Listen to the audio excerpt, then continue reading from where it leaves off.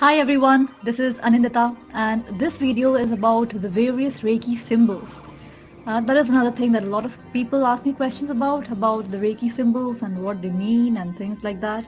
So this video I have decided to make keeping in mind the various questions that people usually ask me about Reiki symbols. So if you Google these days, if everything is literally available on Google, on internet.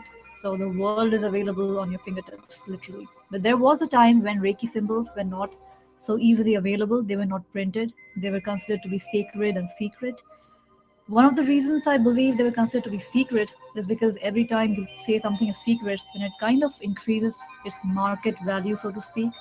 So declaring something to be secret is like a very good way of marketing that thing and creating curiosity amongst the mind of people. And of course, they are definitely sacred. They are sacred till date, but for me, I frankly don't see any reason why they should be kept secret from the masses. Back in old times, only the privileged few were considered to be, allowed to use Reiki symbols, and not everybody, not laymen, not common men, were allowed to look at the Reiki symbols. So in fact, the way it was taught in olden days was just by memory. So your teacher would draw the symbols, would show you how to draw them, and you would memorize it, and then you would tear away the piece of paper and you would never ever keep them, drawn, available for anybody else to look at it. However, that is not so anymore. So you can read any Reiki book online or from the library or even just Google Reiki symbols, and there will be tons or dozens of Reiki symbols available online. Now, the thing with Reiki symbols is uh, these days there are so many different Reiki branches. Originally, Reiki was discovered by Mikao Usui. So, Usui Reiki, you can say, is the oldest form of Reiki.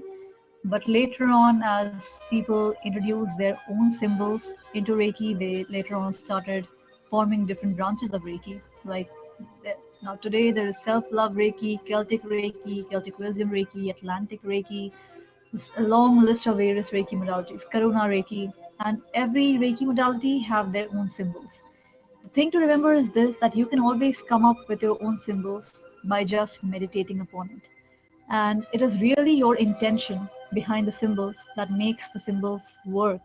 So the symbols by themselves don't really have a power of their own. The symbols are like a tool.